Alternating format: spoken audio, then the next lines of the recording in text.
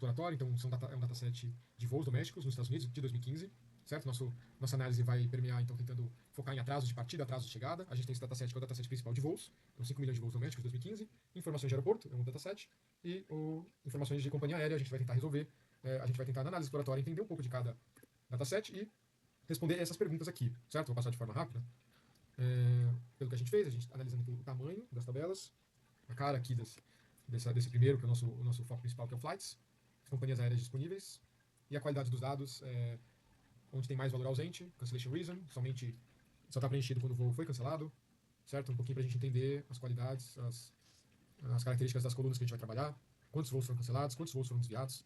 A gente tem uma análise aqui para entender. Também uma análise para entender a distribuição dos atrasos, né? Arrival delay e departure delay, qual é a média, quando existe pontualidade, para a gente, que são as variáveis que a gente vai buscar prever, a gente tem que entender a distribuição dessas variáveis, certo? Correlação óbvia entre atraso de partida e atraso de chegada, e algum tipo de enriquecimento de dados quando a gente junta junta flights e airports, e é importante a gente pega o horário de partida desses voos.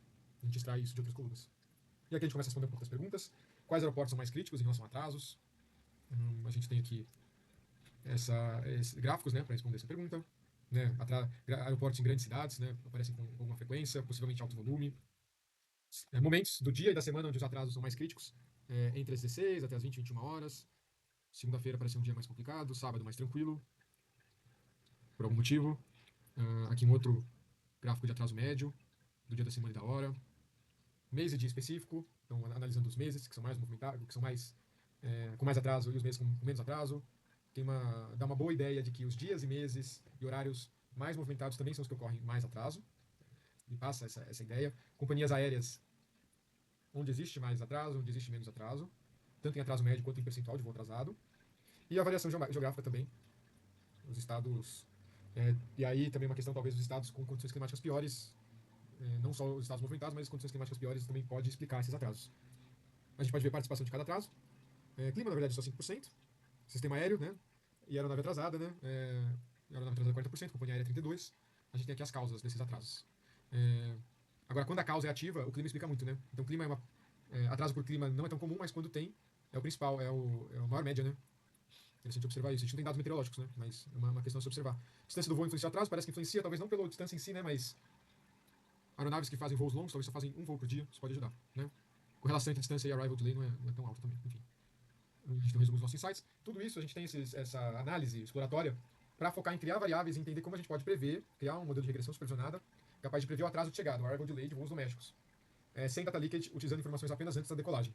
Vamos começar pelas nossas feature engineering aqui. A gente tem alguns tipos de features, médias históricas, sem usar o futuro, sem usar o presente, somente usando o passado. Média de atraso por rota, por companhia, por aeroporto. Se essa rota está sendo no fim de semana, se é um feriado, se a origem está congestionada, se o destino está congestionado e médias de cascata de atraso.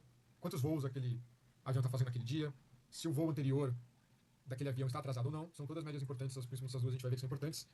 Aqui tem a criação, todo o código que a gente usou para criar essas features, foram testadas essas features, elas foram validadas. Aqui a gente faz uma divisão dos nossos dados. A gente separa 20%, reservado para uma análise final independente futura. Os outros 80% a gente ainda divide entre treino e teste. O que a gente vai fazer primeiro? A gente escolheu 3 algoritmos para testar: o linear, o random forest e o XGBoost. Escolhemos hiperparâmetros para cada algoritmo, certo?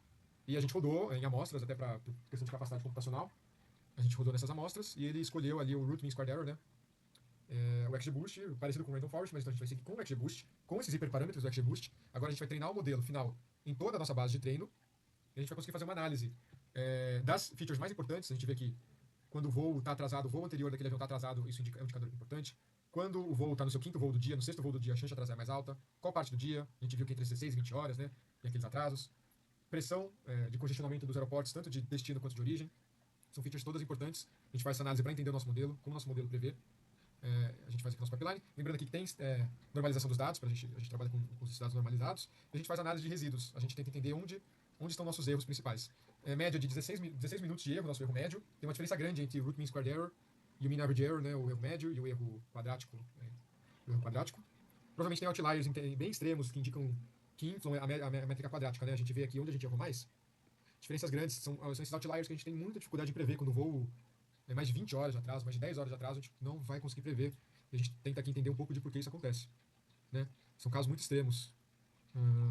As médias históricas apontavam uma coisa e aconteceu um erro grande, mas o nosso modelo tem valor, porque se a gente faz uma análise dos nossos erros, a gente vê que em 2/3 dos casos o erro para prever o atraso é menor que 15 minutos. Certo? Então, se o nosso erro de atraso é menor que 15 minutos, a gente consegue dar uma ideia de quando esse voo vai chegar, né? Arrival delay. Com menos de 15 minutos, esses 2/3 dos dados, menos de meia hora, 90% dos dados. Então, a gente tem aqui uma primeira versão interessante do modelo. Próximos passos sugeridos pode ser adicionar dados meteorológicos, enriquecer esses dados, treinar um modelo de classificação em vez de regressão. A gente pode avaliar o nosso modelo no holdout set, aqueles 20% que eu separei no começo, para estimar nossa generalização. E testar outros algoritmos, possivelmente redes neurais, mais hiperparâmetros. Então esse é o nosso modelo supervisionado, agora a gente vai mostrar o nosso modelo não supervisionado. Bom, agora temos a parte do modelo não supervisionado. Então, na parte de importação e carregamento dos dados, a gente importa os 3 arquivos que foram disponibilizados.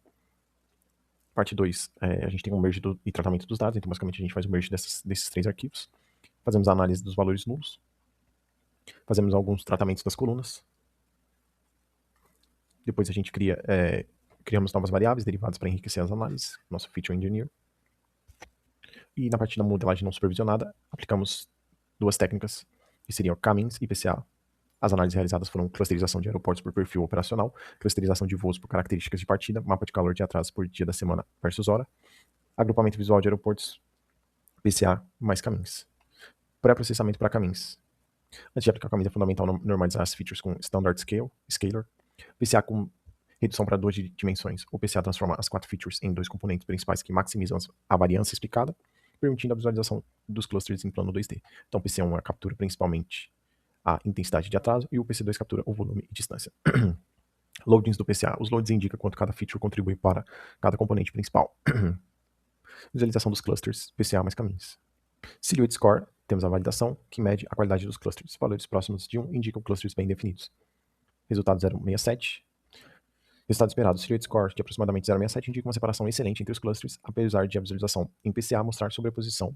Os grupos estão bem separados no espaço multidimensional original. Avaliação dos clusters. O cluster 0, aeroportos de baixa intensidade operacional, menor volume de voos, distâncias menores e atrasos reduzidos, representam aeroportos regionais e secundários, com operações mais estáveis. Cluster 1, aeroportos de alta intensidade operacional, maior volume, distâncias maiores e atrasos mais frequentes, tipicamente grandes hubs, com operações complexas e sujeita a efeito cascata. Indo para as questões, a questão 1, quais aeroportos são mais críticos em atrasos? Então, criamos score de criticidade, composto por atraso médio na chegada, peso 0,5, percentual de voos atrasados, peso 50, log dos volumes de voos, penaliza aeroportos de baixo volume. Então, aqui nós temos os 10 aeroportos mais críticos em atrasos. Questão 2, que características aumentam a chance de atraso? Aplicando caminhos nos voos, utilizando features de distância, tempo agendado, hora de partida e dia da semana para identificar perfis de voo com maior propensão a atrasos. Então, dividimos em 3 clusters. Onde a interpretação: cluster 0, voos curtos, partida à tarde à noite, atraso médio alto. Cluster 1, voos longos, partida no meio-dia, atraso médio moderado. Cluster 2, voos curtos, partida de manhã, atraso médio baixo. Principais fatores que aumentam a chance de atraso: horário de partida tarde, efeito cascata acumulativo, voos curtos, menos margem operacional, acúmulo operacional ao longo do dia, independente do dia da semana. Questão 3, atrasos são mais comuns em dias ou horários específicos. Utilizamos mapa de calor para visualizar o atraso médio por combinação de dia da semana versus hora de partida. Interpretação do mapa: na parte da manhã temos atrasos mínimos, as operações começam sem herdar atrasos do dia anterior. Na parte da tarde, picos de atraso, efeito cascata acumulado ao longo do dia. Dias da semana, o padrão de crescimento ao longo do dia é consistente, independente do dia. Conclusão: o horário de partida é o principal fator, não o dia da semana. Parte 4 aqui, a questão agrupamento de aeroportos por perfis semelhantes. Agrupamos aeroportos utilizando caminhos com base em 4 variáveis agregadas: atraso médio de chegada, atraso médio de partida, distância média dos voos e volume total dos voos. Aqui nós temos uma visualização parecida, muito semelhante ao gráfico que plotamos um pouco acima. O resultado dos clusters e a interpretação, onde o cluster 0 tem volume de voos baixo, distância média curta, atraso médio baixo, e o perfil são de aeroportos regionais secundários. Cluster 1, volume de voos alto, distância média, atraso médio alto, e perfil grandes hubs, aeroportos centrais. Aeroportos com maior volume de voos tendem a apresentar mais atrasos, possivelmente devido à maior complexidade operacional, congestionamento de pistas e efeito cascata. Visualização com tamanho proporcional ao volume. Conclusões gerais: aeroportos mais críticos Grandes hubs com alto volume e alto atraso médio. Principal fator de atraso, horário de partida, o efeito cascata ao longo do dia. Padrão temporal, atraso crescem de manhã para a noite. Dia da semana tem pouco impacto. E perfis de aeroportos foram dois grupos distintos regionais estáveis versus hubs de alta complexidade.